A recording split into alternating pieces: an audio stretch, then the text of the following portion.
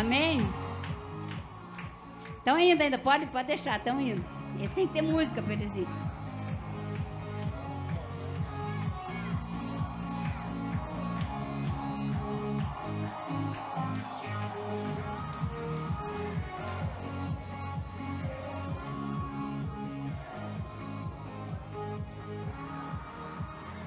Amém?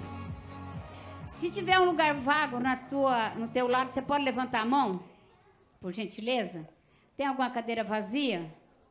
Que a criança saiu para a escola bíblica? Tem alguma, irmãos? Tem uma, duas, tem lá. Se tiver alguém aí embaixo que está sentado aí embaixo, por gentileza, pode subir e pode procurar a pessoa que está com uma cadeira vazia. Amém? Eu quero chamar o Jonas e o nosso preleitor de hoje, que é o pastor André Ribeiro. Amém? Aí depois o Rodrigo sirva ele do jeito que ele achar melhor, para lá, para cá, não sei, né? Mas André, eu quero dizer que é uma grande honra tê-lo aqui. Isso é graça de Deus. Graça, superabundante graça. Tem coisas que realmente nós precisamos entender que não foi nosso merecimento, não foi nada da nossa vida, é graça de Deus.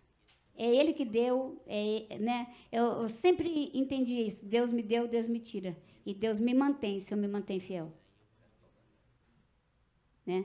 Então, muito obrigado. Deus abençoe por você ter ouvido a voz de Deus. Obrigado, Paulo, Marina, por ouvir a voz de Deus, repartir com a gente. Obrigado, igreja. Obrigado a cada irmão que está aqui hoje. E você despeja tudo que você tem que despejar hoje.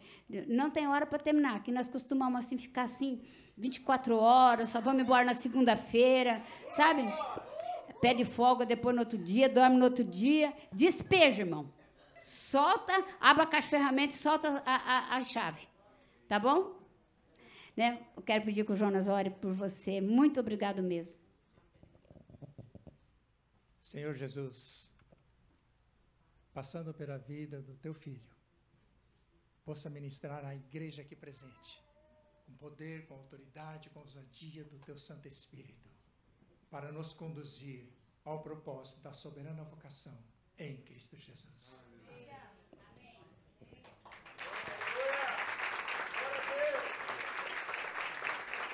Graças a Deus. Shalom, queridos. Graça e paz, a paz do Senhor. Amém? Você pode sentar. Olha, eu estou muito feliz com o privilégio de estar aqui com os irmãos. Confesso que já chorei como uma criança na presença do Senhor aqui nesse lugar. A Shekinah de Deus veio sobre nós enquanto estávamos adorando. Que coisa linda ver o que Deus está fazendo nas nações.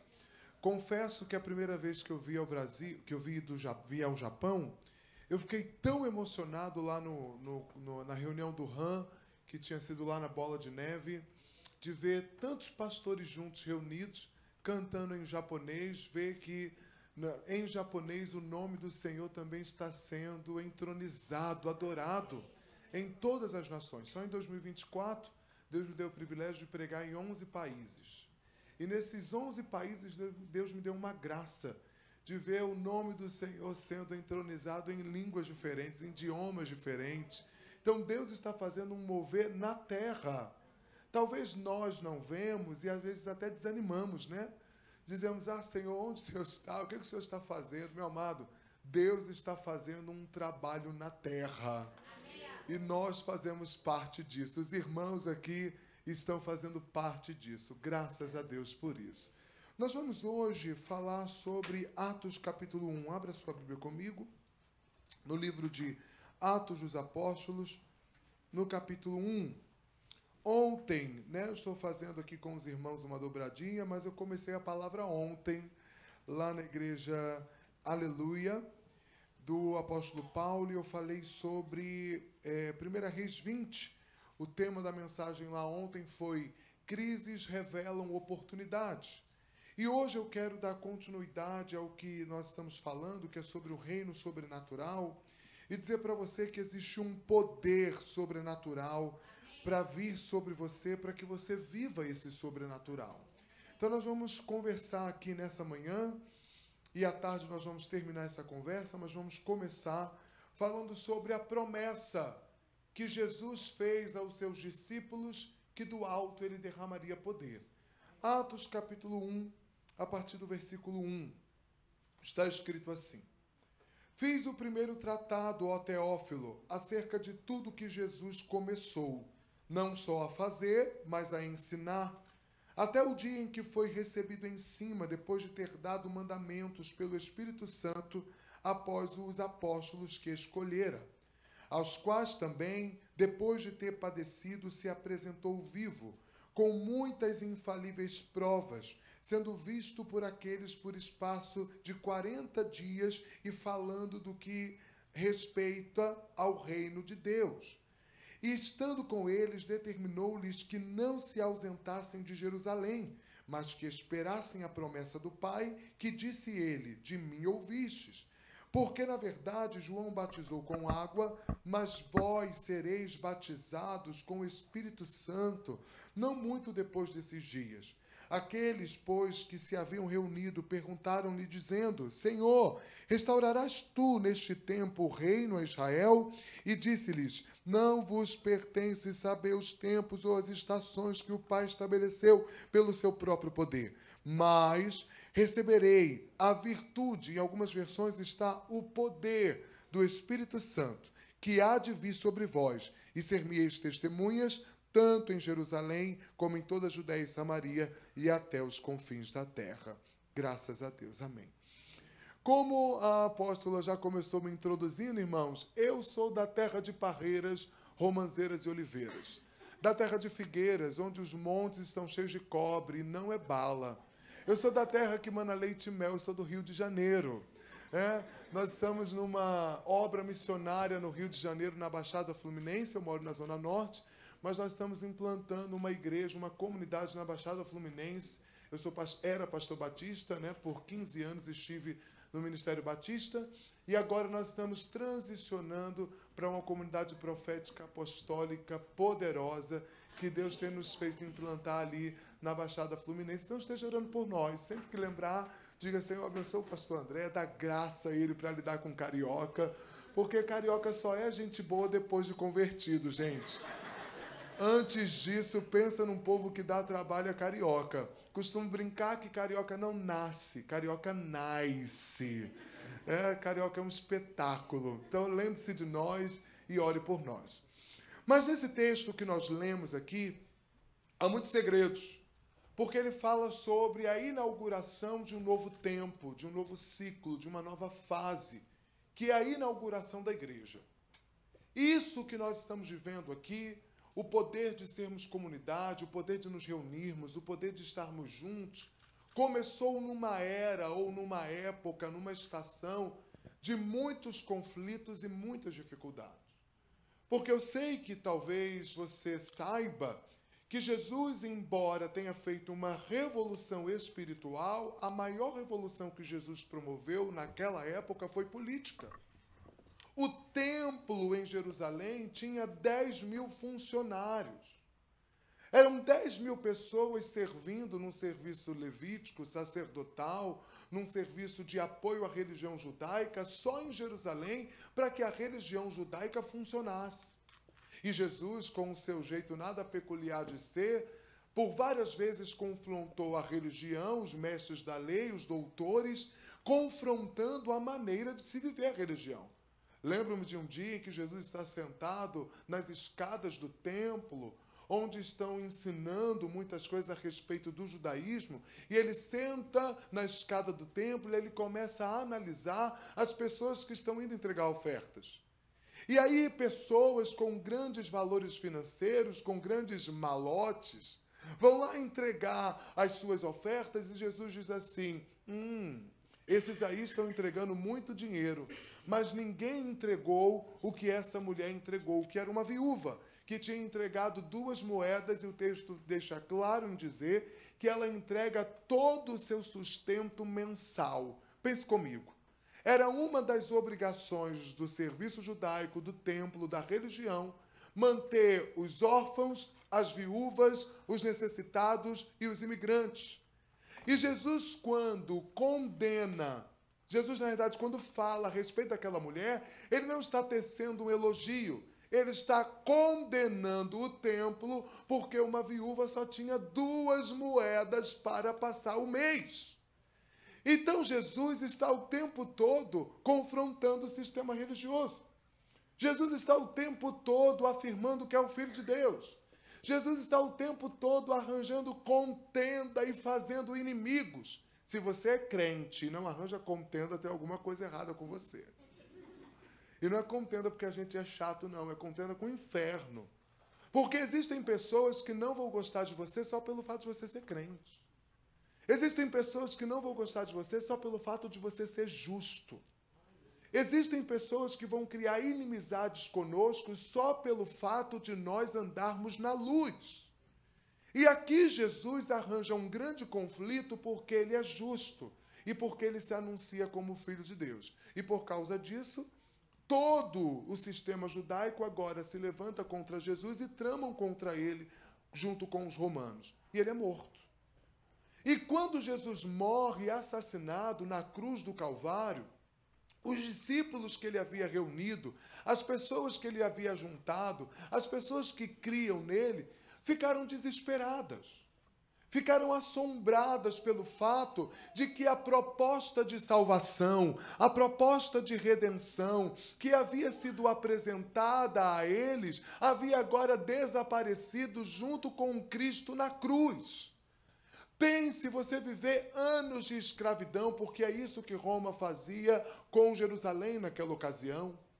Jerusalém estava cativa, seu povo estava escravizado, precisavam pagar grandes quantias de impostos, aquele povo não tinha liberdade religiosa, Roma intervia também nas questões do templo, o povo estava em grande sofrimento e Jesus aparece nesse cenário propondo salvação, propondo redenção, propondo uma transformação e, de repente, no auge dessa proposta de salvação, de libertação, de remissão, ele é assassinado. Sabe qual é o coração dos discípulos nessa ocasião? Desistência. O coração dos discípulos nessa ocasião é desespero, é desesperança. Porque agora eles estão em grande aflição, porque a proposta viva que se manifestou em Jesus de uma vida diferente fora tomada deles quando eles viram o Mestre no Calvário. E agora nós temos discípulos que ouviram de Jesus que no 3º dia ressuscitaria, totalmente desesperançosos, porque no meio da aflição, da perseguição que estavam enfrentando, não conseguiram nem se lembrar que Jesus havia prometido que voltaria. Cuidado para que os tempos de desespero na sua vida não roubem você das promessas que Deus já te fez. A pior coisa que nós podemos fazer é nos esquecermos das promessas que Deus já nos fez, das profecias que já ouvimos, dos textos bíblicos que já saltaram no nosso coração como convicção do nosso chamado e da nossa fé. Por isso que eu tenho um hábito de anotar todas as palavras proféticas que recebo ou de gravar as profecias que me dão. Porque no momento das minhas aflições eu corro para o Senhor e digo: Senhor, a sua palavra disse, um homem de Deus me disse, a sua palavra saltou no meu coração a respeito dessas promessas. Então eu faço como Isaías disse: dia e de noite precisam se levantar atalaias que estejam sobre os muros e que não deixe o Senhor esquecer das promessas que fez. Uma pergunta, irmãos: Deus esquece? Deus não esquece. Mas nós precisamos nos lembrar constantemente do que Ele disse para que a nossa alma não esmoreça. Então, dia e noite, você precisa lembrar a você mesmo as coisas que Deus disse a respeito do seu ministério, as coisas que Deus disse a respeito da sua casa, as coisas que Deus disse a respeito da sua vida financeira, as coisas que Deus disse a respeito da sua saúde. Nós precisamos ser os atalaias que estão diante dos muros dizendo: Senhor, eu ainda verei a sua promessa se cumprindo na minha vida. Quando os discípulos estão em aflição, eles esquecem. Nós estamos falando de homens que andaram em média 3 anos com Jesus, sendo discipulados firmemente, com grande violência, com grande impacto, vendo os milagres, vendo os moveres de Deus, vendo Jesus ressuscitando pessoas, vendo Jesus curando enfermos, vendo Jesus abrindo caminhos maravilhosos, extraordinários, gente que viu de perto Deus fazendo coisas extraordinárias na pessoa do seu filho e ainda assim nas provações esqueceram. Então você acha que nós somos melhores do que os discípulos? Não. Você acha que nós estamos imunes a esquecermos das promessas nos dias de provação? Não. É por isso que você precisa sempre ter um despertador dentro de você, existencial, que te lembre todos os dias que você não está à deriva no mar chamado vida. Que você não está desamparado. Maior que seja a crise, maior que seja a perseguição, maior que seja a provação, por maior que seja a situação calamitosa, conflituosa, tempestuosa que você esteja vivendo, você não está só, Deus está com você. Então, ao terceiro dia, Jesus ressuscita, você conhece a história, e quando Jesus ressuscita, ele começa a aparecer às pessoas. Ele aparece às Marias, ele aparece no caminho de Emaús, ele aparece agora para os discípulos que estão reunidos no cenáculo. Ele vai aparecendo a todas as pessoas que estão, de alguma forma desoladas. Aparece para Pedro que está pescando, aparece para todos aqueles que ele havia reunido como suas testemunhas, como seus discípulos, mas que ficaram desesperançosos quando ele morreu. Eu tenho uma palavra da parte de Deus para você. Você que é discípulo, mas por causa dos acontecimentos, dos últimos acontecimentos, tinha esfriado ou desanimado na sua fé, o Senhor manda dizer que esse dia é o dia que Ele veio te visitar para te reacender. Ele veio te reacender nesse lugar. Nós estamos num dia de cura. Nós estamos num dia de cura do nosso ânimo, de cura das nossas frustrações, porque muitos trabalham e não veem o resultado do seu trabalho. Muitos lutam e não veem o resultado das suas lutas. E Jesus está dizendo para nós, eu tenho um padrão de visitar discípulos. Eu sempre visito discípulos que estão frustrados no meio do caminho. Isso é motivo de se alegrar, não é verdade, irmãos? Deixa eu até beber uma água que eu só estou aquecendo, tá, gente? Você vai abrir para mim, irmão? Ah, ok, obrigado. Aqui é muito chique, olha que boniteza essa. Pode levar essa taça para o Brasil?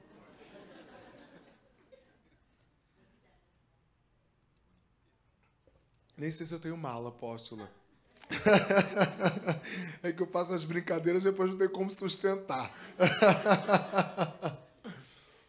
Jesus tem um padrão, e esse padrão é de sempre resgatar, recuperar aquilo que se perdeu.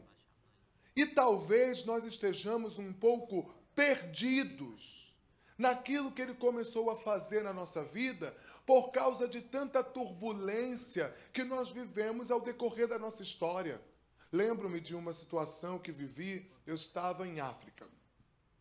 E os aviões em África, irmãos, não são tão seguros assim. Não são tão modernos assim como os de outros continentes. Eu estava num avião, aqueles que você vê a hélicezinha assim, pequenininho, e de repente teve uma turbulência que caíram as máscaras. E o avião subia e descia, e me balançava, e me jogava lá em cima e lá embaixo. Nesse dia eu disse, Senhor, obrigado pela vida. Confessei todos os pecados que eu lembrava naquele momento, entreguei minha alma. Mas sabe o que foi interessante? Tinha um irmão missionário que eu conheci ele no voo, que começou a contar a história dele, apóstolo. Começou a contar a história dele, e isso o voo estava tranquilo. Contou que Deus curou ele do câncer. Contou o que Deus tinha feito de maravilhas no ministério dele. Falou de tudo que Deus restaurou na vida dele, mas, apóstola, quando o avião começou a balançar, esse homem desequilibrou. Ele chorava, ele gritava. Ele chorava, ele gritava, ele segurava a minha mão, ele suava. Ele ficou enjoado. E eu falava para ele, irmão, calma. Se Deus te livrou de um câncer, Ele não vai te livrar de uma turbulência. Calma, irmão. Eu dizia para ele, calma. Eu tive que orar pelo homem dentro do avião, irmãos. Eu disse assim, irmão, calma. Eu nunca vi alguém com tanto medo de uma turbulência como aquele irmão naquele dia. Mas ele virou motivo de pregação minha. Para uma coisa aquilo serviu. E sabe o que eu comecei a pensar depois daquela experiência? Nós podemos ter as nossas maiores experiências com Deus e Deus pode nos dar as maiores provas que está conosco. Mas quando o nosso avião começa a balançar, medos que parecem que nós já tínhamos vencido surgem novamente dentro de nós. Então talvez você tenha passado por circunstâncias, você olha para elas e diz, já venci. E aí você se decepciona quando você começa a sentir angústias e medos que regressam, que retornam, pecados, inclusive, que você achava que já tinha vencido, situações que você achava que já tinha eliminado na sua vida, e quando elas surgem novamente, você diz, ué, será que eu sou uma farsa? Não, você é humano. Você é gente. Você é discípulo. Você tem que sempre convencer a sua alma de que Jesus, embora tenha morrido, Ele fez uma promessa que ressuscitaria. E agora, para nós, Ele fez uma promessa que voltaria. Então você tem que se lembrar que, embora nas suas fragilidades, Jesus não deixou você. E aí é interessante que Jesus aparece para os discípulos e ele reúne todo mundo no monte. Olha que interessante, estamos num monte, né? Numa montanha.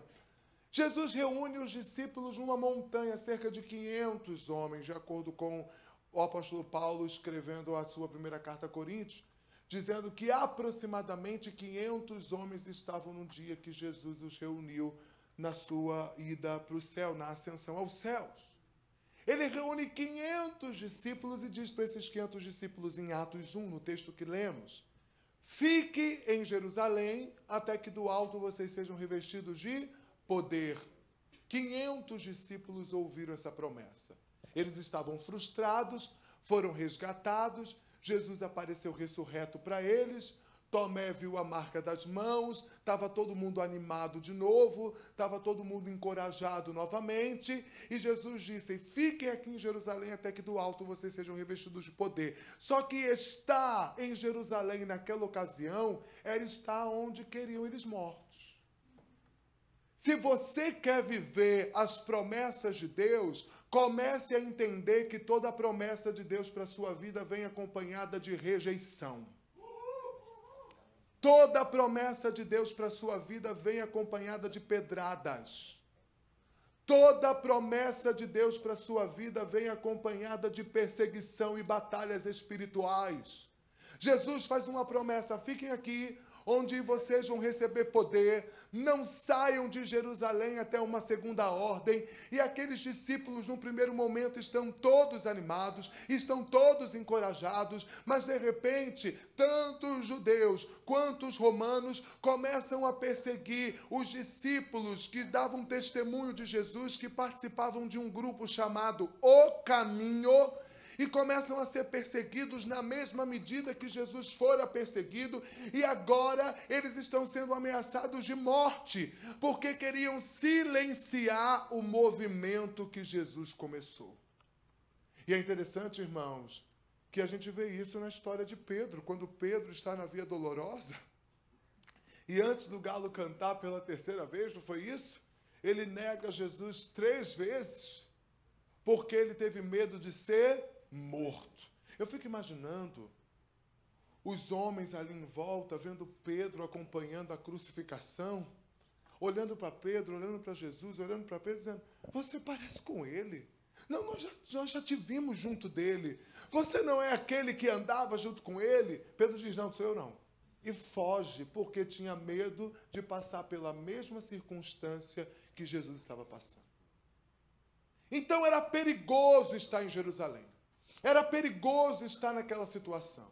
Era perigoso estar no meio daquela geografia, porque estavam caçando todos os discípulos de Jesus que pudessem dar continuidade àquele movimento. E Jesus inicia a igreja que eu e você estamos agora congregando, a comunidade que nós estamos agora aqui sentados, participando, para que essa igreja existisse hoje, aqui, agora. Jesus, quando a iniciou numa temporada de grande perseguição e perigos de morte.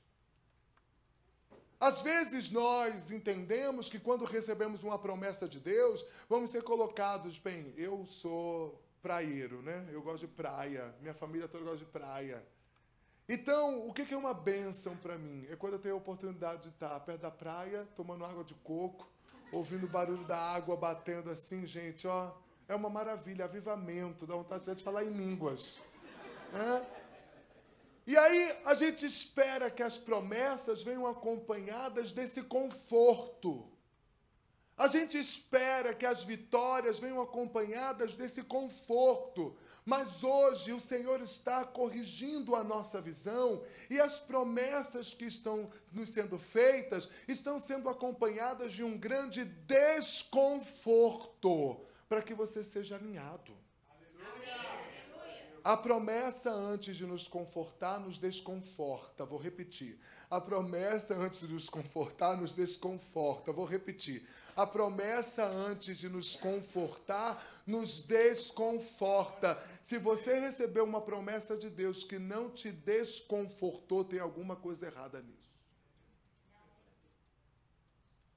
Porque muitas vezes nós colocamos sobre a conta de Deus que todo o processo vai acontecer dependendo dele. Mas nos esquecemos que toda promessa é condicional.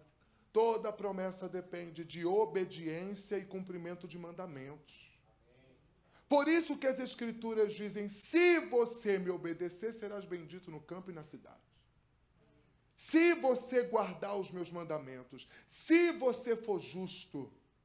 Promessas fazem que nós olhemos para a nossa vida e corrijamos áreas do nosso coração que estão desalinhadas. Por isso que promessas nos desconfortam, porque quando nós a recebemos, nós começamos a ver que precisamos mudar coisas que estávamos fazendo e vivendo.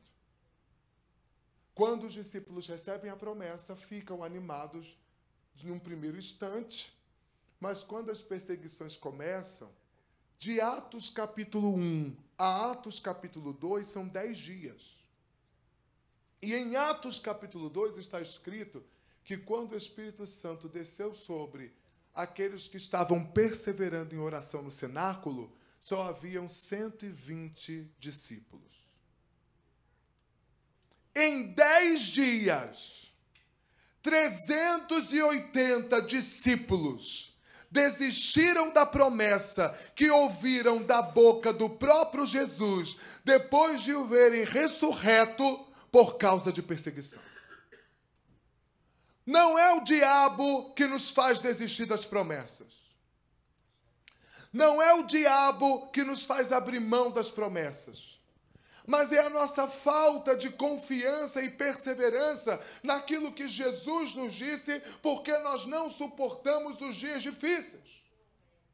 Não é o diabo que tem poder de roubar as bênçãos de Deus da nossa vida.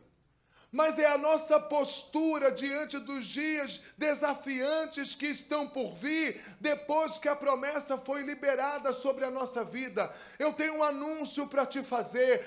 Todas as vezes que uma palavra profética é desatada na nossa história, um caminho de dificuldade se apresenta diante de nós, mas não é para nos matar ou para nos impedir, mas é sim para nos refinar e nos preparar para recebermos a porção que Deus disse que derramaria. Deus tem uma porção para derramar sobre nós. Mas daqueles 500, nem todos estavam dispostos a receber o que 120 receberam. 300, isso me choca, irmãos. Isso me deixa numa crise. Porque 380 pessoas tiveram contato com Jesus, viram ele ressuscitado, viram ele em glória, viram ele num corpo transformado, ouviram as palavras que saíram da sua própria boca. 380 pessoas viram, mas não conseguiram crer. Só 24% conseguiu permanecer. Diante das perseguições, só 1/4 dessa turma conseguiu ficar firme. Nós precisamos olhar para dentro de nós e começarmos a refletir se nós fazemos parte desse 1/4. Porque Deus já falou tanta coisa com tanta gente, mas Ele sempre tem que procurar alguém de novo, porque aquela pessoa a quem Ele destinou a promessa desistiu.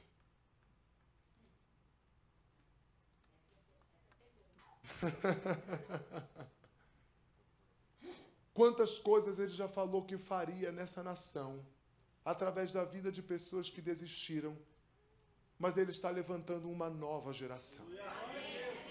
Aqui nesse lugar ele está levantando uma nova geração de pastores, uma nova geração de líderes, uma nova geração de profetas. Eu não falo isso da boca para fora, eu vim profetizar, estou profetizando. Ele está levantando uma nova geração de líderes nessa nação. Ele está entregando ferramentas para uma nova geração.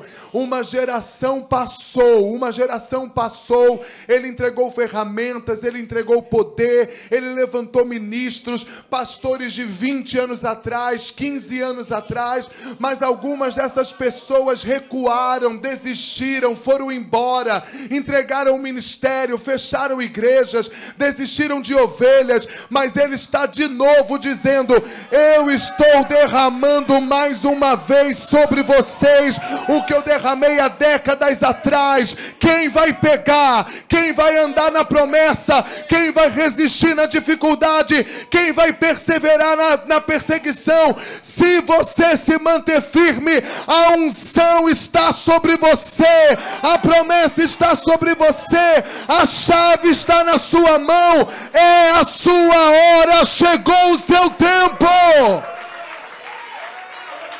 Chegou o seu tempo. Eu sei que você ficou em pé na posição de quem recebe, mas é muito sério o que eu estou te dizendo. Se você quer realmente, você vai ver um 360 acontecendo na sua vida. Aleluia! Senta aí dando glória.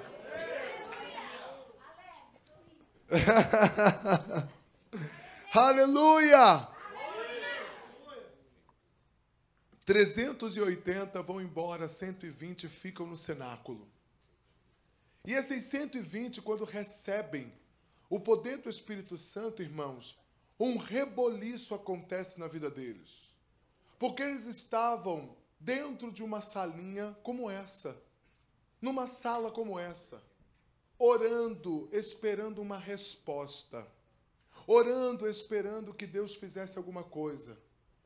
E era dia de Pentecostes. Sabe quantas nações haviam em Jerusalém naquele dia, quando o Espírito Santo desceu sobre eles? Havia 3 continentes ali representados em Jerusalém. África, Ásia e Europa estavam em Jerusalém no dia de Pentecostes. Judeus de todas as etnias estavam em Pentecostes.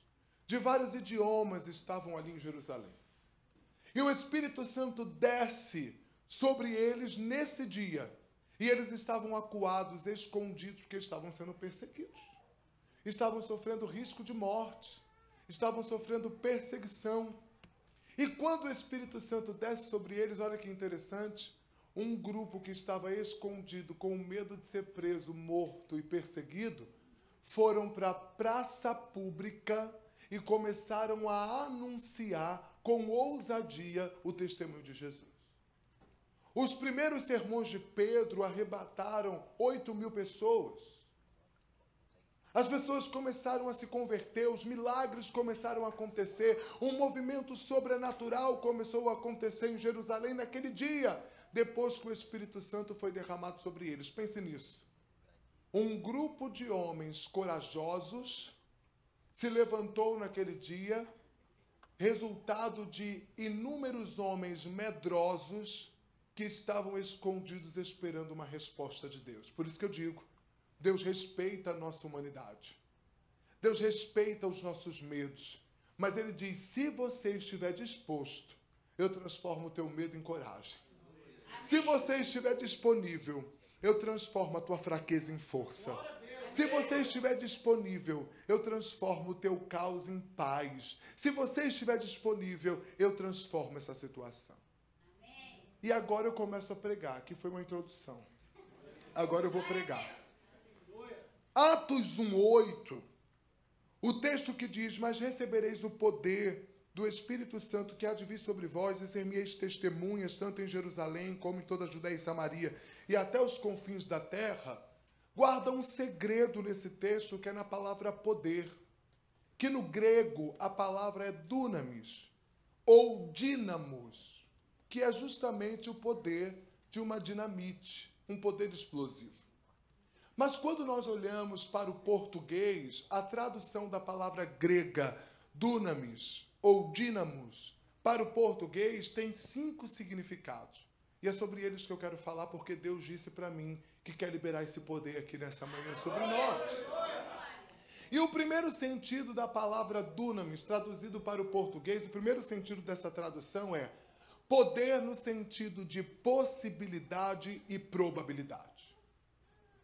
Quando Deus derrama o Espírito Santo sobre a vida dos discípulos que estavam ali no cenáculo esperando na promessa que Jesus havia feito, a primeira capacidade que o Espírito Santo ativa naquela pessoa que ele entrou, que ele empoderou, que ele habitou, foi o poder de transformar coisas impossíveis em possíveis e improváveis em prováveis.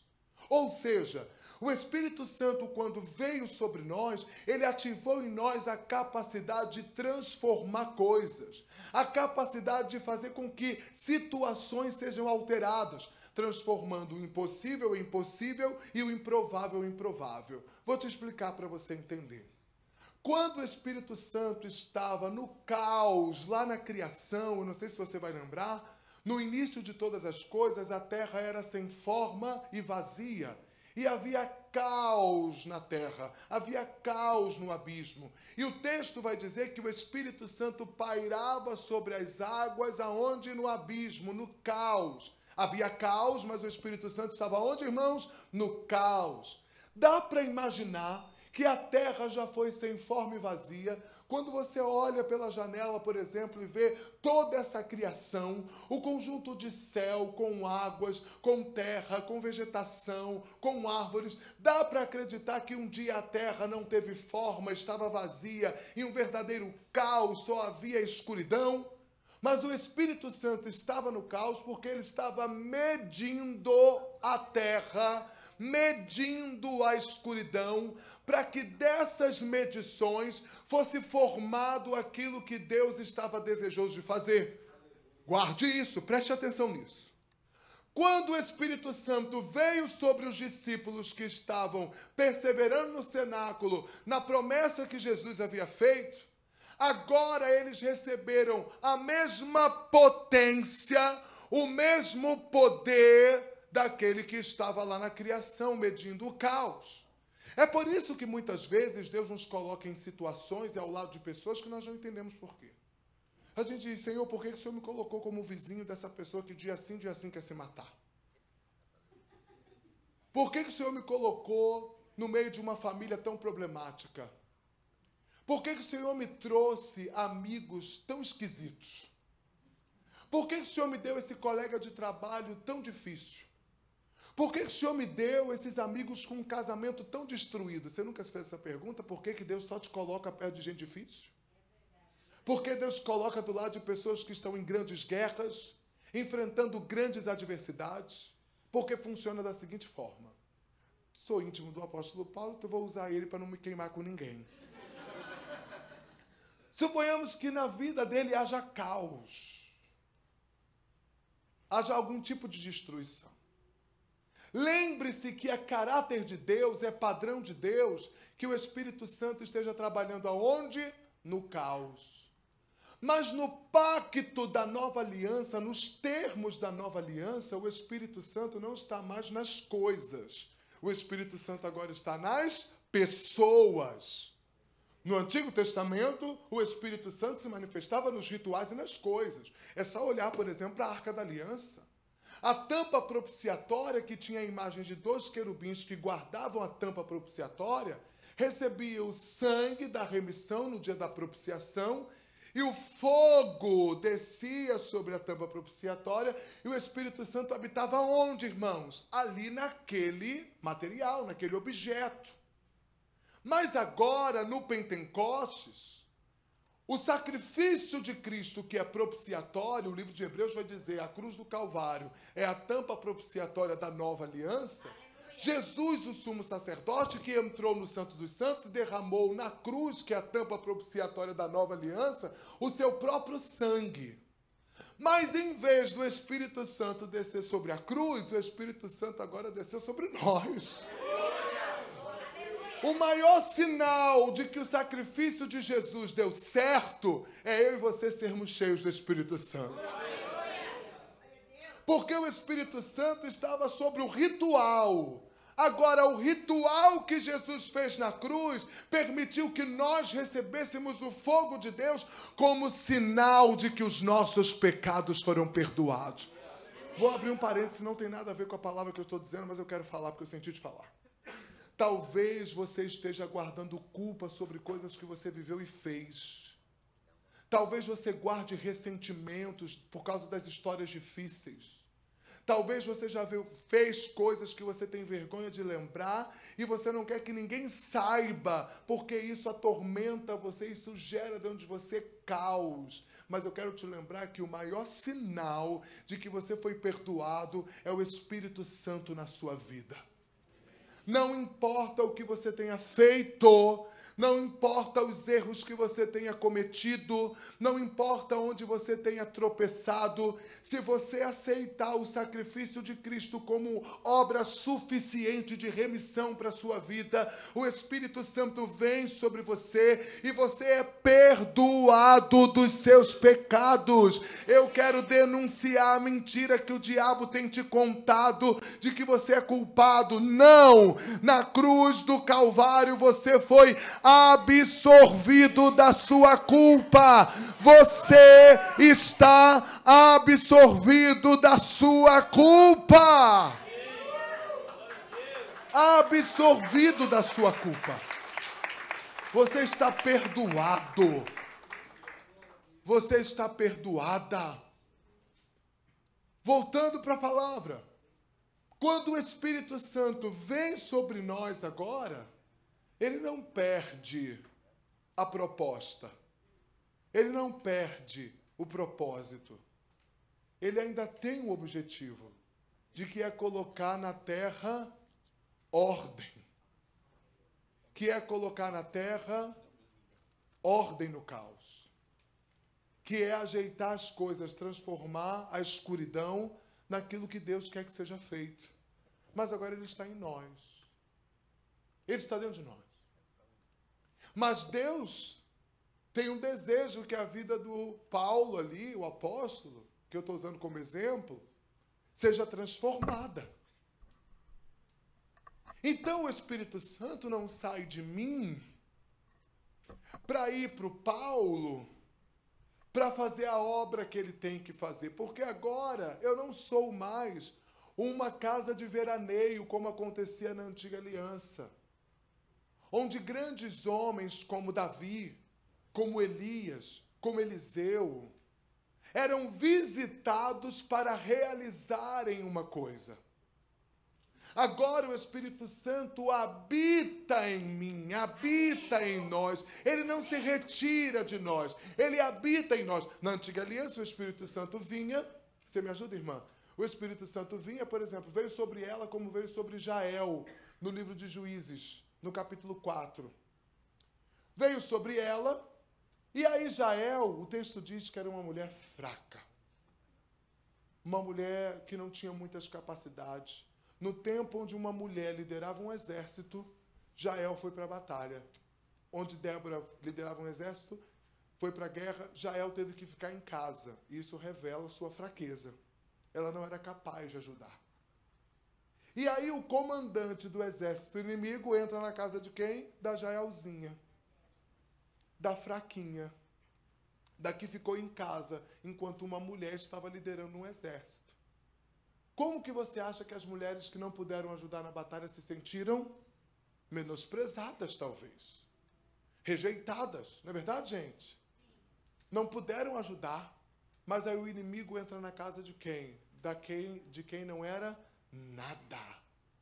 De quem não tinha capacidades.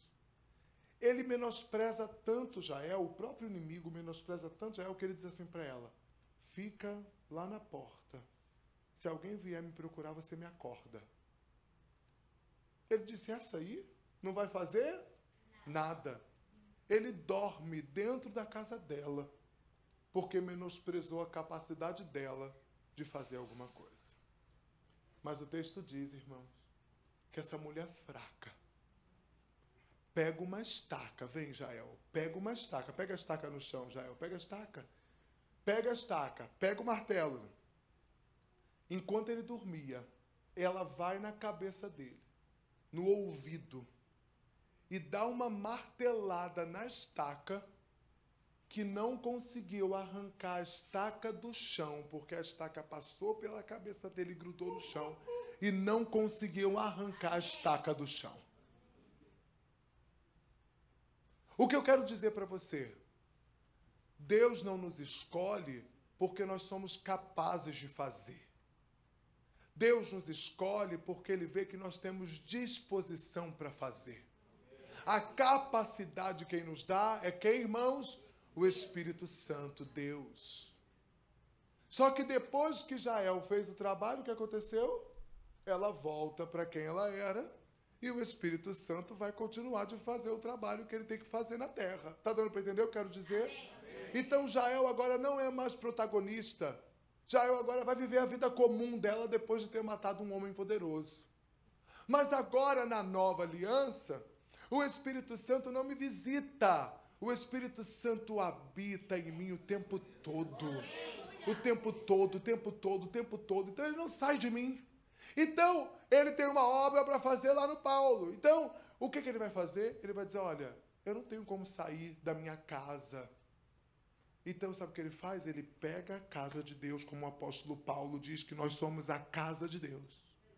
Ele pega a casa de Deus e leva a casa de Deus junto com ele para fazer a obra que ele tem que fazer. Então o Espírito Santo não vai sair de você para fazer a obra na vida de uma pessoa.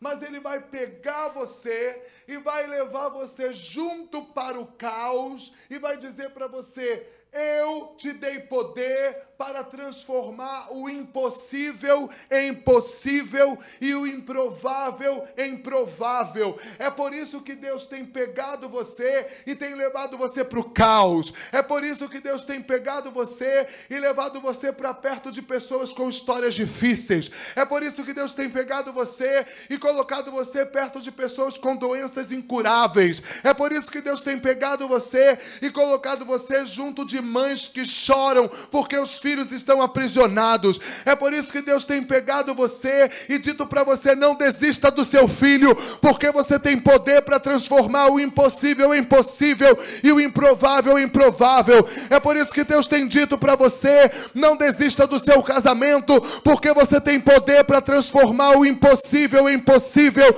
e o improvável em provável. É por isso que Deus tem pego você e dito: lute, porque você tem poder para transformar impossibilidades em possibilidades e improbabilidades em probabilidades. Irmãos, um dia uma senhora da Assembleia de Deus me encontrou e ela não sabia nem ler. E ela cuidou de mim no período da minha adolescência como uma mulher de Deus, me ensinou o caminho da oração. Era uma mulher cheia do Espírito Santo. E ela olhou para mim e disse: meu filho, eu vou lutar por você. Aquela mulher me ensinou a orar. Aquela mulher orou por mim. caminhou comigo, me ajudava nas batalhas. Porque ela estava cheia do Espírito Santo, o Senhor enviou ela para um improvável como eu. E porque ela deixou que o poder de Deus se aperfeiçoasse nas fraquezas dela, hoje eu tenho a alegria de ir na comunidade que ela congrega, que ela lidera lá, a mesa de oração. E eu prego lá com tanta alegria para lembrá-la que sempre vale a pena acreditar em quem ninguém acredita. Amém. Sempre vale a pena investir onde ninguém investiria. Sempre vale a pena lutar por coisas que outras pessoas não lutariam. Sempre vale a pena investir nos projetos de Deus. Então existe muito caos por aí, que Deus está dizendo para nós, e você aceita transformar os caos que eu estou te mandando? Lutar pelas impossibilidades que eu estou te enviando? Transformar as improbabilidades que estão no seu caminho? A segunda característica desse poder da tradução do grego para o português é poder no sentido de ter direito de agir. Esse é o significado da palavra poder. Receber direito de agir. Quando você recebe poder, você está recebendo direito de reagir. Olha que interessante. E aí eu lembro de um texto maravilhoso, que é o texto de Ezequiel, no capítulo 37, que você conhece, que é o texto do Vale de Ossos Secos. O texto vai dizer, a narrativa é que havia um vale de ossos que estava sequíssimo. E o Senhor leva Ezequiel por visão a esse vale e diz para Ezequiel, Ezequiel, podem esses ossos reviverem? E ele dá uma resposta inteligentíssima para Deus, uma das respostas mais inteligentes que eu já vi alguém dando para Deus, dizendo, tu sabes. E quando ele responde, tu sabes para Deus, Deus diz assim, você quer me pegar, né? Você quer me colocar numa pegadinha? Então profetiza conforme eu te ordenar esses ossos. Vocês já brincaram de telefone sem fio? Deus brincou de telefone sem fio com Ezequiel ali naquela ocasião. Porque eu acho interessante que quando Deus nos criou para representá-lo. Essa é a proposta da criação do homem. O homem foi feito à imagem e semelhança de Deus para que representasse Deus nos assuntos da terra. Deus nos deu poder sobre a terra. Eu tenho alguns livros escritos, tem um livro que eu falo sobre isso, que Deus nos chamou para governar, dominar e sujeitar. Deus nos deu a terra como herança e disse para nós, governe a terra. Lidere a terra. Você tem... Gente, que coisa chique. Eles estão fazendo um esboço da minha palavra ali atrás para vocês, ó. Deus, eu estou vendo ali atrás, pensei que era o anúncio, não, é o esboço. Então, Deus nos dá poder para governar a terra.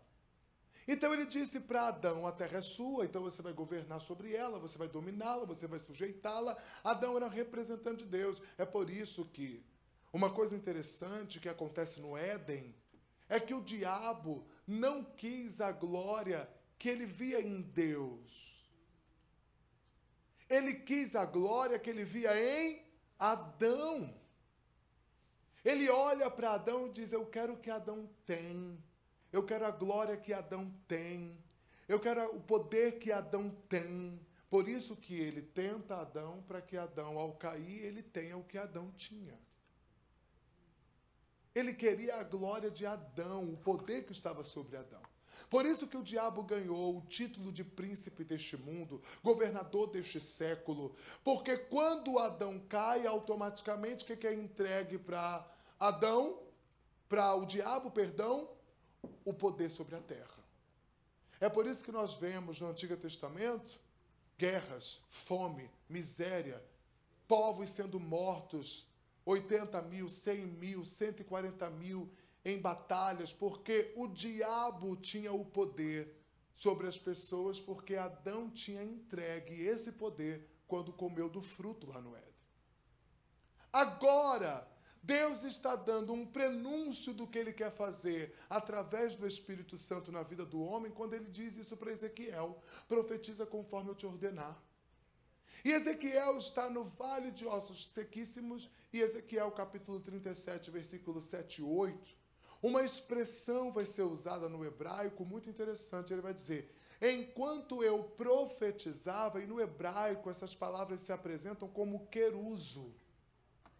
Enquanto eu profetizava, a palavra profetizava, nesse texto, em algumas versões, se nós abríssemos aqui as nossas Bíblias, em versões diferentes, em algumas versões encontraríamos assim: enquanto eu falava. Em outras versões, enquanto eu anunciava. Em outras versões, enquanto eu declarava. Em outras versões, enquanto eu ensinava. Ezequiel está dizendo: enquanto eu me colocava diante daquilo que Deus me mandou fazer, seguindo as suas ordens, os ossos me obedeceram. E essa palavra queruso, ela também é traduzida como arauto, ou seja, existem versões que estão assim: enquanto eu era um arauto, no lugar do profetizava está, enquanto eu era um arauto, ou seja, um representante, o poder do Espírito Santo me dá direito de agir, ou seja, eu sou cheio de poder para falar em nome de Deus a alguém ou a alguma coisa. Ezequiel está dizendo: enquanto eu estava diante do vale de ossos que estava sequíssimos, falando em nome de Deus, eu era um arauto. E sabe o que é um arauto? Um arauto era um representante oficial do rei, que vestia roupas reais, adornos reais, sapatos reais, tinha um anel de selar, uma comitiva real, andava na carruagem do rei. E quando ele chegava nos lugares, todo mundo se dobrava diante do arauto, pensando que o arauto era o rei. Não tinha rede social como nós temos agora, que a gente conhece o rosto do imperador, que a gente conhece o rosto do rei, que a gente conhece o rosto do presidente da república. No máximo, era uma pintura um pouco torta. Então, qualquer pessoa que tinha um anel de selar, a carruagem do rei, a comitiva do rei, era facilmente confundida como rei. Essa é a essência do arauto. Onde o arauto chegava, o que as pessoas faziam? Até quem sabia que aquele não era o rei, se dobrava, porque naquela condição o arauto estava com o poder do rei. Está dando para entender, irmãos? Sim. Então, quando Ezequiel diz assim: enquanto eu representava, enquanto eu anunciava o que o rei mandou dizer, enquanto eu estava sob a autoridade de manifestar a autoridade do rei, os ossos se submeteram a mim, como se submeteriam a Deus. Por isso que ele diz que imediatamente, depois que ele profetizou, houve um grande reboliço, e osso se juntou a seu osso. Eu disse lá na conferência de pastores que eu sou perfeccionista. E aí, gente, se sou eu no vale de ossos secos, antes de profetizar, eu ia fazer assim: meu Deus, eu vou ter que organizar isso aqui. Eu ia montar os esqueletos. Eu ia tentar juntar os ossos do fêmur com os ossos da perna e formar todas as vértebras, alinhada a coluna. Ia ser uma confusão, porque eu ia demorar talvez milênios para montar aqueles esqueletos. Mas Ezequiel, quando viu toda aquela bagunça, e Deus o mandou profetizar, o que ele fez imediatamente? Obedeceu, profetizou. E os ossos, ouvindo a palavra do Senhor, imediatamente, imagine isso. Os ossos, ouvindo a palavra do Senhor, começaram a se mover e começaram a correr procurando as conexões que precisavam fazer. E de repente, um cemitério se tornou um exército. O poder do Espírito Santo que está sobre nós nos empodera e nos autoriza a representar a Deus nas situações na terra. Então, quando você chega diante de uma situação, em nome de Jesus, profetizando em nome de Jesus, anunciando a palavra de Deus, declarando a vontade de Deus, automaticamente todas as coisas na terra começam a correr e para se alinhar e para fazer as conexões que precisam ser feitas para que aquilo que você está anunciando aconteça como deve acontecer. É por isso que nós precisamos aprender a nos movermos nesse poder, porque há muita coisa que não acontece na nossa vida porque não aprendemos a profetizar. Porque não temos a coragem de anunciar, porque temos medo do que pode acontecer, porque não temos convicção do poder que carregamos. Ter o Espírito Santo dentro de nós não é só falar em línguas, irmãos. Ter o Espírito Santo dentro de nós não é só se arrepiar. Ter o Espírito Santo dentro de nós não é só se emocionar no momento de louvor. Mas ter o Espírito Santo dentro de si é ser um representante de Deus onde chega. O Espírito Santo em mim é poder sobrenatural para que quando eu chegue em um lugar, as trevas fiquem apavoradas, dizendo: um representante de Deus chegou. Então nós estamos tendo medo de muitas coisas, quando na realidade, quando nós chegamos, são essas coisas que deveriam sentir medo de nós.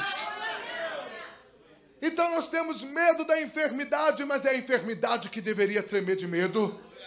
Porque nós deveríamos dizer: enfermidade, esse corpo não é lugar propício para você se desenvolver. Por isso recua agora, solta esses ossos, solta essa carne, solta essa pele, solta esse sangue, retroceda agora, corpo físico seja curado na autoridade do nome de Jesus.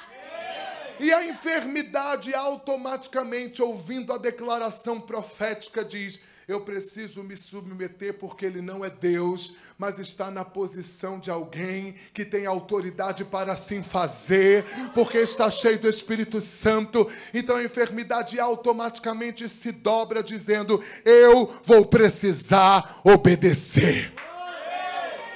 Então é isso que o poder do Espírito Santo faz. E nisso nós podemos dizer ao tempo, podemos dizer ao clima, podemos dizer às finanças, podemos dizer aos conflitos familiares, podemos dizer sobre a vida dos filhos. Quando nós começamos a declarar a palavra de Deus com ousadia, as coisas que estavam fora do lugar se organizam. Amém. Um dia, uma mãe me procurou dizendo: pastor, eu queria que você orasse comigo. Eu criei meu filho na igreja. Eu levava meu filho para todos os cultos, para todas as atividades. Mas meu filho se desviou e optou por outra opção sexual que não é a que eu sonhei para ele. Meu filho decidiu que não quer casar, está vivendo uma vida de imoralidade. E eu não sonhei isso para o meu filho. Não é isso que Deus tem para ele. E eu disse: irmã, era um seminário de intercessão. Faz o seminário, depois a gente conversa. Acabou o seminário, a irmã foi embora para casa correndo, eu nem vi a irmã. Alguns meses depois, uns 10, 11 meses depois, essa irmã voltou para fazer outro seminário. E ela disse assim: pastor, eu tenho que te contar um testemunho. Naquele dia eu saí daqui tão rápido, porque Deus falou muito comigo. Eu nem quis conversar com o senhor para não estragar o que Deus tinha falado comigo. Eu cheguei em casa. Eu abri a porta da minha casa. Coloquei meu pé dentro de casa e disse: Satanás, me escute. Nessa casa não existe espaço para nós dois. Hoje eu entro e você sai. Eu disse: eita, irmã. Forte, hein, irmã? Ela disse: tem mais, pastor. Todos os dias eu passei aí no quarto do meu filho. Pegava o meu óleo da unção. ungia a cama do meu filho, o travesseiro do meu filho, as roupas do meu filho, e dizia: espírito de imoralidade, me escute. Eu criei, eu gerei. Quando teve fome, eu amamentei. Depois que desamamentei, eu alimentei. Quando esteve enfermo, foi eu que dei remédio, eu que levei para a escola, eu que ensinei a lição, e ainda mora debaixo do meu teto, a autoridade sobre ele sou eu. E isso ela dizendo para os espíritos malignos. Então vocês não têm poder sobre a vida do meu filho, porque eu sou a autoridade sobre a vida dele. Então vocês vão pegar as bagagens de vocês vão pegar tudo, e vocês vão deixar a vida do meu filho agora. E ela orou isso, irmãos, por mais de 30 dias. Até que um dia o filho chega em casa dizendo: mãe, quais são os dias de culto na sua igreja? Quais são os dias de culto na sua igreja? E aí ele marcou com ela, foram no culto. Foram em mais um culto. No quarto culto ele disse: mãe, eu queria me batizar de novo. Ele se batizou. No dia do batismo, era a formatura de líderes, de células, de pequenos grupos. E ele disse: mãe, eu quero fazer o próximo curso de líderes. Quero liderar uma célula. 6 meses depois, abriram uma célula em casa. Sabe quem apareceu na célula dele? Uma moça, uma menina que ele se apaixonou e decidiu pedir em namoro. E a mãe chegou para mim contando o testemunho que o filho estava noivo e que no próximo ano estavam planejando casar. Sabe por que algumas coisas estão travadas na nossa vida? Porque nós estamos deixando o diabo ou a própria vida manter os ossos secos enquanto você tem poder para transformá-los. O poder do Espírito Santo nos capacita a profetizar. E profetizar é ter direito de agir. Diga para alguém: você tem direito de agir. Diga mais forte para outra pessoa: você pode agir, você tem direito de agir. O Espírito Santo te capacita a agir. O Espírito Santo te empodera, ele te dá poder para agir, ele te dá poder para ter ação. O Espírito Santo te empodera para que você faça algo que vai mudar a sua vida. Você tem poder para agir. E quando o Espírito Santo nos dá esse poder, é muito mais do que soltar palavras, irmãos, ao vento, mas é sobre representar Deus onde nós chegarmos. É sobre anunciar a sua vontade, é sobre sermos seus arautos. Por que você acha que existem pessoas que criam resistências com você do nada? Uma vez uma irmã veio me pedir perdão no culto de ceia, dizendo: olha, irmão, eu queria te pedir perdão porque eu não gostava de você. Aí eu fiquei ouvindo a irmã: mas irmã, eu te fiz alguma coisa? Não, eu só não gostava de você. Eu falei assim: irmã, eu entendo. Geralmente os demônios não gostam de mim. Nesse dia eu deixei a irmã com raiva de novo.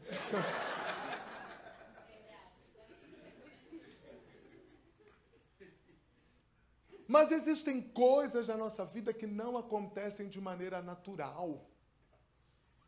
Existem coisas que estão acontecendo na nossa vida por motivos espirituais. Vou te contar algumas histórias. Preciso, eu sinto isso, que Deus vai fazer coisas extraordinárias aqui. Uma vez eu fui ministrar um seminário na primeira igreja batista da Barra do Jucu, em Espírito Santo. O pastor batista, um pouco mais tradicional, queria um avivamento na igreja e disse: André, Deus falou que é com você. Só que quando eu cheguei lá, o seminário foi uma bênção, o céu abriu, foi uma coisa extraordinária. Ele disse assim para mim: eu tenho o líder dos nossos diáconos, que está muito enfermo, e o médico disse que desse ano ele não passa. Você pode ir lá servir a ceia, porque todos os meses nós enviamos um casal de pastores da nossa igreja para ir ministrar a ceia para ele, porque ele serviu há muitos anos aqui no nosso ministério e nós nem tiramos dele o título de líder dos diáconos, porque nós queremos honrá-lo até a sua morte. Eu disse, tá bom, pastor, eu vou lá. Irmãos, quando eu cheguei, mas pelo caminho, o irmão que estava me levando começou a me contar a história do irmão. O irmão aposentado do Tribunal de Justiça, salário da aposentadoria do irmão, 25 mil. Eu disse assim, Senhor, eu nunca senti inveja. Mas hoje está difícil. Eu disse para Deus, se eu me aposentasse com 25 mil agora, eu só ia fazer a tua obra, Senhor.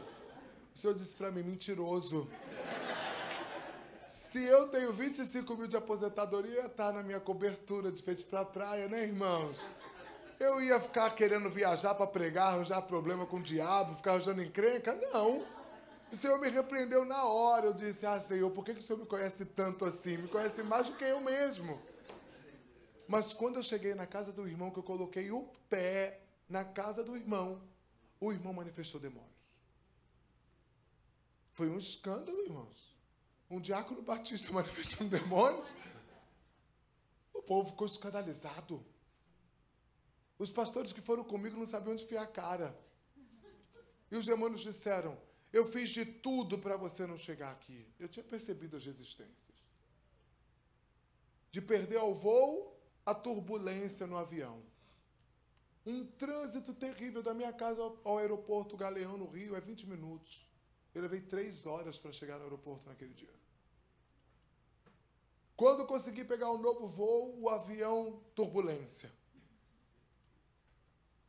Quando cheguei, mais desafios. Sabe quando você começa a enfrentar coisas que você começa a perceber que não são naturais? Quando eu chego na casa do irmão, os espíritos dizem, eu fiz de tudo para você não chegar aqui. E ali nós fizemos um processo de libertação. O irmão não podia comer qualquer tipo de comida, não podia ingerir sal, não podia beber qualquer tipo de água, era transplantado renal, fazia diálise. Irmãos, a vida do irmão destruída, eu tenho esse testemunho no livro. Eu disse assim para o irmão, irmão, eu queria te fazer um convite. Antes da pandemia, nós tínhamos um lugar no Rio de Janeiro, uma casa, onde nós hospedávamos pessoas do país inteiro para passar uma semana conosco num processo de reabilitação emocional e espiritual. Então a pessoa se hospedava conosco a semana e ela era ministrada, tanto emocionalmente como espiritualmente. E aí, na pandemia, nós tivemos que fechar esse lugar, mas Deus nos dará novamente, amém? Me ajude orando por isso. E aí eu disse assim para o irmão, o médico já disse que o irmão vai morrer mesmo. Por que o irmão não tenta ir para o Rio de Janeiro? É a última cartada do irmão. Às vezes eu não sei de onde que saem umas coisas da minha boca com tanta naturalidade. Depois que eu penso, né? O que eu falei, meu Deus. Olha o que eu falei. Mas eu disse, irmão, o médico disse que o irmão vai morrer mesmo. Tenta.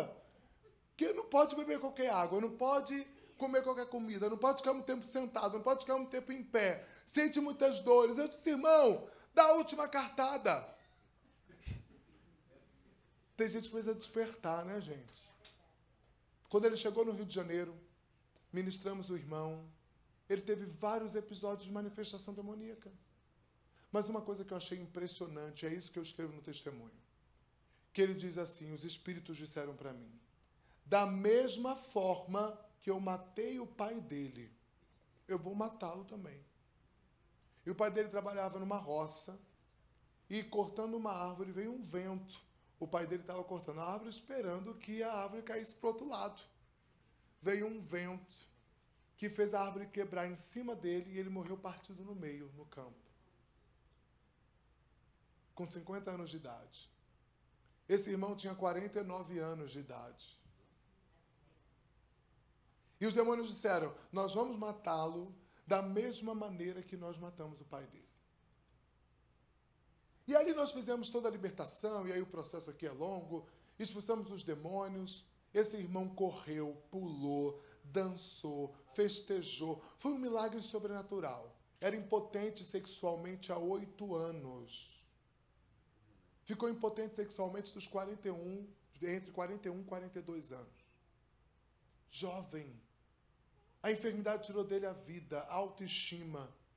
saúde física, saúde mental, só estava esperando a morte. Voltou para casa, irmãos, fez um filho. Glória a Deus. Tem 10 anos hoje o milagre, eu chamo o menino de milagre. 10 anos. Como que pode alguém que estava morrendo voltar a ter vida e vida em abundância? Eu sempre me faço uma pergunta, apóstola e apóstolo. Sempre me faço uma pergunta. O que seria desse homem e dessa família se ali nós não estivéssemos exercendo a palavra profética e a autoridade espiritual? Ele teria morrido. E eu te faço uma pergunta. Será que não tem coisas na sua vida que morreram que não era para ter morrido? Será que você não desistiu de coisas que não era para ter desistido? Será que você não passou por processos que não eram para ter passado se você tivesse reagido? Então o poder do Espírito Santo te capacita a reagir. O terceiro sentido da palavra, eu tenho a unção da fala infinita, ok? Vou começar a encerrar, para a gente fazer um intervalo. Eu gosto de gente assim. Qual foi o irmão que fez o A? Cadê o irmão que fez? Vou te levar comigo para minhas pregações aqui no Japão, né, para você animar o público para mim. Mas o terceiro sentido da palavra poder, do grego para o português, é poder no sentido de autoridade. Toda pessoa que recebe o Espírito Santo se torna uma autoridade espiritual. E aqui está o manto, irmãos. É, o mistério profundo. Eu sou um batista meio desviado, gente, né? Então, mas o que acontece aqui nisso? Você lembra de José? Você lembra da história de José? Quem foi José? José foi vendido pelos irmãos, traído por causa da rejeição, foi escravizado, injuriado, caluniado. Você lembra disso? Até que José, um dia, chega na casa do... Perdão, gente. Perdão. Desculpa, fiz uma pequena confusão aqui no que eu queria dizer. Mas José, recapitula aqui a cena, chega na casa do faraó. Quando ele chega na casa do faraó, o que acontece aqui nesse episódio? Ele tem uma ideia, depois de ter interpretado o sonho das 7 vacas magras e das 7 vacas gordas. E aí, quando ele interpreta esse sonho, o que acontece com ele, gente? Ele se torna um homem admirável naquele meio, porque ninguém conseguiu discernir o que ele discerniu. E aí, sabe o que eu entendo sobre isso? Existem coisas que Deus vai colocar somente a revelação em você, por intermédio do Espírito Santo. Para quê? Para que você passe a ter destaque naquela situação, para que a sua vida mude. Porque é isso que a autoridade espiritual faz. A autoridade espiritual faz com que pessoas que nada são, de uma hora para outra, alcancem a posição que Deus disse que você alcançaria. Talvez hoje você esteja vivendo uma vida abaixo da média daquilo que você queria, mas eu quero que você se lembre de uma coisa. Quando José estava no lugar que Deus queria que ele estivesse, fazendo aquilo que Deus queria que ele fizesse, automaticamente Deus mudou a situação dele. Eu acredito que umas pessoas disseram, como é que pode esse camarada chegar aqui e de uma hora para outra,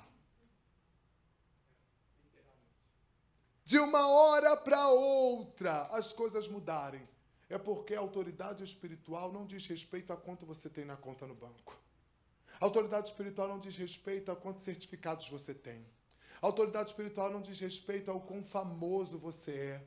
A autoridade espiritual diz respeito ao que Deus fez dentro de você, a obra que o Espírito Santo fez dentro da sua vida. Existem pessoas que são cheias do Espírito Santo e vivem uma vida financeira, irmãos, na média, uma vida financeira um pouco mais tranquila, mas isso não mede a sua capacidade espiritual. Existem pessoas que foram cheias do Espírito Santo e vão continuar enfrentando batalhas e dilemas na vida, mas isso não mede a sua capacidade espiritual. O que nos faz ser autoridade espiritual é justamente a obra que Deus faz dentro de nós. José, quando chegou no Egito, ele era diferente. Por que ele era diferente? Porque já era marcado por Deus, já tinha a presença de Deus. Durante todo o caminho, Deus foi mudando a história de José, amadurecendo José, porque ele alimentou também 3 continentes.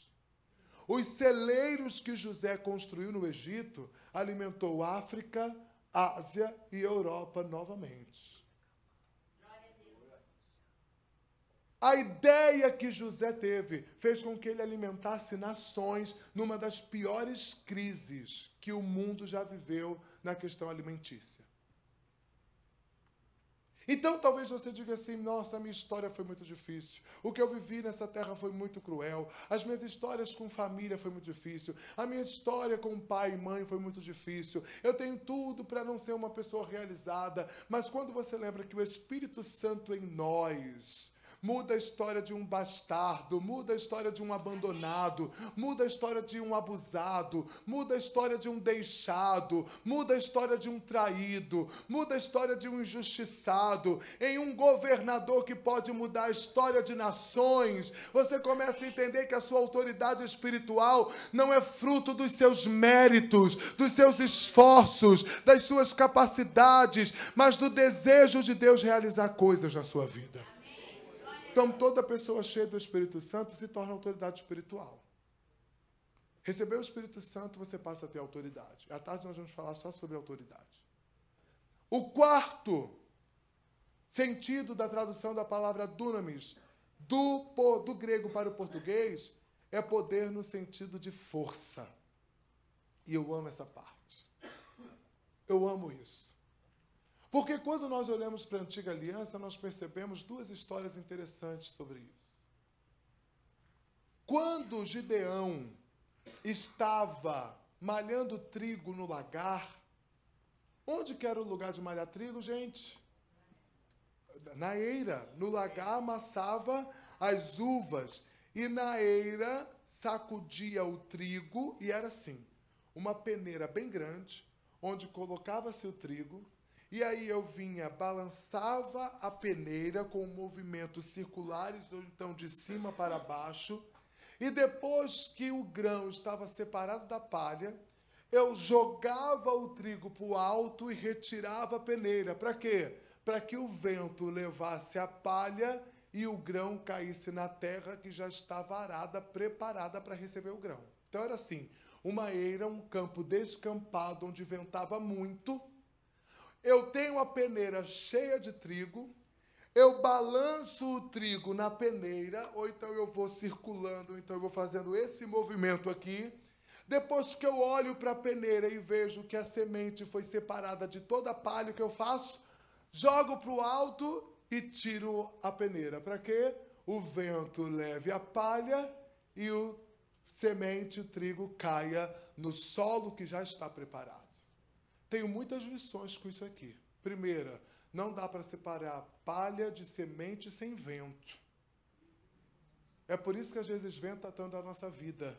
Deus está separando palha de semente. Está levando embora gente que não combina mais com o seu propósito. Está levando embora coisas que já não combinam mais com você. Não tenha medo de vento. Deixa ventar.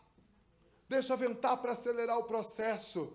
Toda vez que venta na minha vida, eu digo, Deus, venta tudo de uma vez, Deus, para que o processo aconteça mais rápido. Deixa embora a palha. Mas voltando para o sentido aqui do que eu quero dizer. Gideão estava dentro de um lagar, malhando trigo.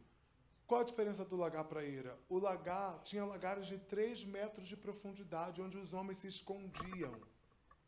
Isso era um costume dos hebreus. Em 1 Samuel capítulo 14, também vai falar dos homens que se esconderam em buracos, em lagares, para se protegerem do exército filisteu. E aí, quando Gideão está dentro do buraco, escondido, malhando trigo no lagar, ele está fazendo todo o processo, ó. Mas quando ele joga para o alto, o que acontece? O que cai no chão? A palha e a semente, porque não tinha vento. O medo faz com que você trabalhe em dobro. O medo faz com que você se proteja, o seu serviço não frutifique, não renda. Quando o anjo veio visitar Gideão, e Gideão está lá, ó, malhando trigo no lagar, jogando palha para o alto, o anjo diz assim: eita, homem valente! Eita, cabra macho, homem corajoso! Gideão, acredito que faz assim, ó, olha para um lado, olha para o outro, procurando um homem valente. Ele estava dentro de um buraco, perdendo tempo, malhando trigo várias vezes para separar palha de grão. E o anjo vai dizer que ele é corajoso, ele diz: esse não sou eu. E aí o anjo dá um recado para ele. E ele disse: é Deus mesmo. A lã vai amanhecer molhada e tudo em volta seco. Acontece como ele pede. Aí ele pede outra prova a Deus. Se é Deus mesmo, vai amanhecer tudo molhado e a lã seca. Deus dá o sinal. Mas quando os inimigos estão entrando na terra, Deus diz: eu não tenho mais tempo para te esperar. E o texto diz que vem sobre ele o espírito de força de Yahvé. E o camarada dá um salto de 3 metros de altura. Você já deu um salto de 3 metros de altura? A gente recebe o Espírito Santo e a gente ora em línguas. Gideão recebeu o Espírito Santo e deu um salto de 3 metros. Deu um salto de 3 metros de altura, pegou o chofar. Eu vi um chofarista aí. Pegou um chofar. Vem cá, irmão, vamos encenar então? Já que tem, a gente usa, né? Pegou um chofar, daí 3 toques para mim.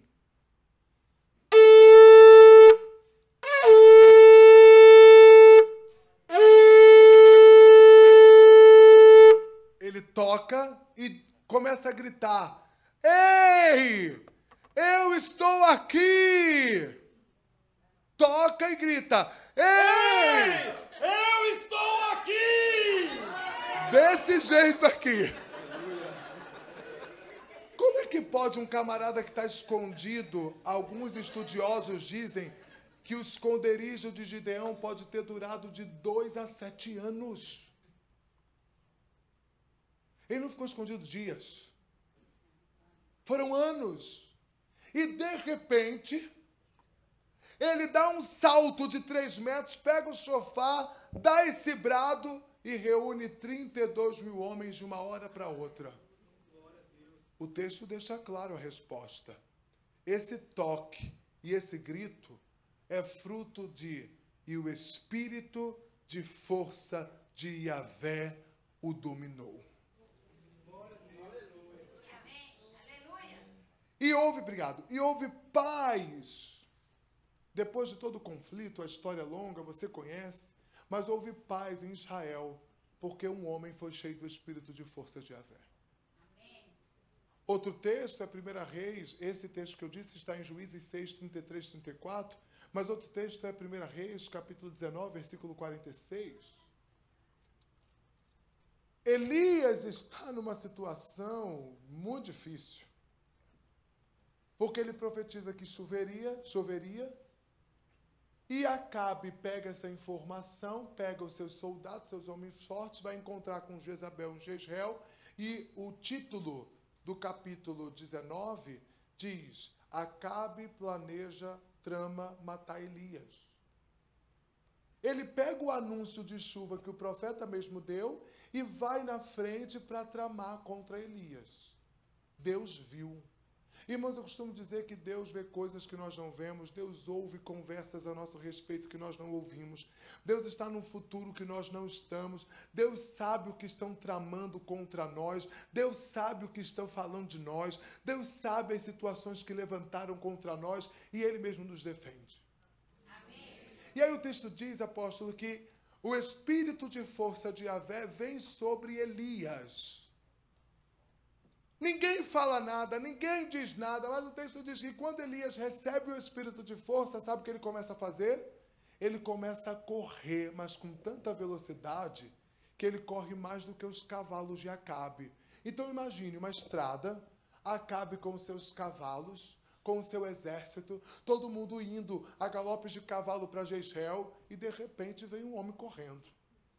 Correndo, correndo, correndo, correndo, correndo. Se eu sou Elias, meio sanguíneo, colérico, eu ia olhar assim, daquela risadinha, acharam que ia me pegar, né? E ele passa pela comitiva de Acabe e ultrapassa os cavalos de Acabe. Um homem foi cheio do espírito de força de Yahvé e saltou mais de 3 metros.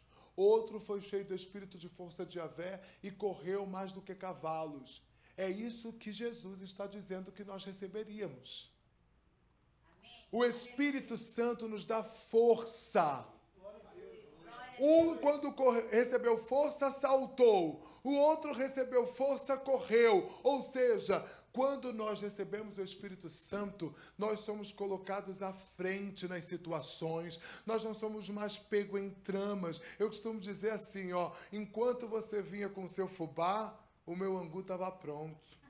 Quando você vinha com o seu amendoim, minha paçoca já estava pronta. É isso que o espírito de força faz. Te coloca à frente nas situações. E o quinto sentido da palavra dunamis, do grego para o português, é poder no sentido de energia. Isso aqui é maravilhoso. Eu profetizei isso para a vida dos pastores lá no retiro. Energia, irmãos, não tem a palavra energia na Bíblia, mas tem os seus sinônimos, que é vigor, vitalidade e virilidade, juventude. Tem 2 textos na Bíblia que falam dessa energia, que é quando o anjo visita Abraão e Sara, e sobre o espírito de Caleb, quando Caleb diz que, embora com 85 anos, tem o mesmo vigor e a mesma força de 45 anos atrás. Abraão e Sara, Abraão com 100, Sara com 90. Abraão está vivendo um processo de até frustração. Ele tem um filho que não era o filho da promessa, fruto de ter ouvido também o descontentamento de Sara. E Ismael agora foi embora. Porque ele mesmo disse, vai embora. Porque você não é o filho que Deus disse que ia me dar. Se precipitou. Mas o anjo chega para ele e diz, olha, chegou a hora de ter o filho da promessa. Eu fico pensando na cabeça de Abraão e de Sara. Porque quem aqui é pai de criança pequena, vai saber que uma coisa que não falta neles é energia. Estou vendo um bebê no seu braço, irmã. O que não falta nela é energia, acredito, né? Disposição para correr, para brincar. Criança, gente, é uma coisa extraordinária. Você pode comprar os brinquedinhos coloridos, bonitinhos, né? Cheio de flufuzinho. Ele vai querer a panela que está lá no seu armário, na cozinha. Você vai dizer para ele, não pode colocar o dedo na tomada. Ele vai querer colocar o dedo na tomada. É a energia caótica da criança, né? Então, eu fico imaginando a cabeça de Abraão e Sara. Ele com 100 anos, Sara com 90 anos. Irmã, já imaginou você com esse bebezinho novinho aí com 90 anos de idade, irmã? O desespero, não consigo nem imaginar o desespero de Sara ouvindo o anjo dizer que ela ia ficar grávida. E o texto diz que ela zomba quando ela ouve o anjo falando para Abraão que ela ia ficar grávida. Imagine você com 90 anos ouvindo que vai ficar grávida. Tem gente aí com 30 dizendo Deus me livre. Imagine com 90. Aí o anjo diz assim para Abraão, tua mulher está rindo lá dentro. O anjo diz para tua mulher está rindo lá dentro. Aí Abraão diz assim, Sara, ela diz, estou rindo nada. O anjo diz, está sim, Deus viu. Está sim, Deus viu. Eu sei que o anjo diz, eu gosto da linguagem de hoje que diz assim, o anjo diz para Abraão, levanta depressa. Já é um milagre dizer para um velho de 100 anos levantar depressa. Vai para a tenda, e já sabe, né, irmãos? Que Deus visite os varões aqui com a unção de Abraão, né? Com a unção de Abraão. Abraão já tinha encerrado a carreira, já tinha guardado a fé, irmãos. Nada mais funcionava ali naquele mistério, né? Nada mais funcionava ali, nem Sara, nem Abraão estava funcionando mais, né? Mas eles foram visitados com o poder de Deus para reproduzir, para a vida sexual, e tiveram o filho da promessa. Por isso eu costumo dizer que quem tem o Espírito Santo não envelhece. Eu liberei uma bênção sobre as pastoras, mas quero liberar sobre as irmãs aqui também. Chega de creme rejuvenescedor. Chega, basta, você não vai precisar mais. Nem de maquiagem, porque o Espírito Santo vai embelezar sua pele. Pele de pêssego, irmãs. Sem marcas de expressão. Sem pé de galinha. Mas o Espírito Santo nos torna jovens. Jovens para vivermos as promessas que temos que viver. Não, pastor, me dá mais uma prova bíblica para eu acreditar nisso. Eu te dou. Caleb. Caleb tinha 85 anos. Ele veste a sua armadura com 85 anos. Sobe até Josué e diz, Josué, eu quero a minha porção de guerra para eu poder ter a minha terra. Ele diz para Josué, embora 45 anos tenham se passado, isso aqui me quebra demais. Ele diz, eu tenho a mesma energia, a mesma juventude, a mesma força, o mesmo espírito, a mesma disposição que eu tinha 45 anos atrás.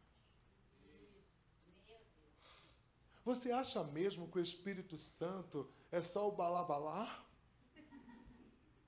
Você acha mesmo que o Espírito Santo é só aquele arrepio? O Espírito Santo é uma fonte de poder que te mantém vivo até mesmo quando parece que você não vai suportar esperar. É que te dá saúde. É o Espírito Santo que te mantém saudável fisicamente para que você viva as promessas. Eu tenho dito para o meu corpo, corpo, você está cheio de promessas, você não pode adoecer. Está entendendo, irmãos? Tenho dito para o meu corpo, corpo, você é cheio de promessas, você não pode adoecer. Corpo, você está cheio de promessas, você não pode adoecer. Está dando para entender, irmãos? Irmãos, eu estou sentindo um mover de Deus aqui no nosso meio que eu não sei explicar. Deus está nos despertando neste lugar. Nós estávamos dispersos daquilo que o Espírito Santo quer e tem para fazer em nós e através de nós. E eu quero encerrar essa parte da manhã orando com você, dizendo, Espírito, vem. Vem sobre mim, Espírito, ativa em mim esse poder. Ativa em mim juventude, vigor, vitalidade, virilidade, força. Vem, Espírito, vem sobre mim. E eu queria que a gente mexesse algumas coisas aqui, porque eu gostaria que nós viéssemos aqui para frente, para nós orarmos juntos por essa ativação. Mas espere, antes de você se mover, escute o que eu vou dizer a você. O que nos move, irmãos, é a palavra. Eu levei 2 horas pregando sobre isso, para que nós fôssemos o máximo conscientes agora nesse momento de oração. Para que você ore com o máximo entendimento do que você está orando.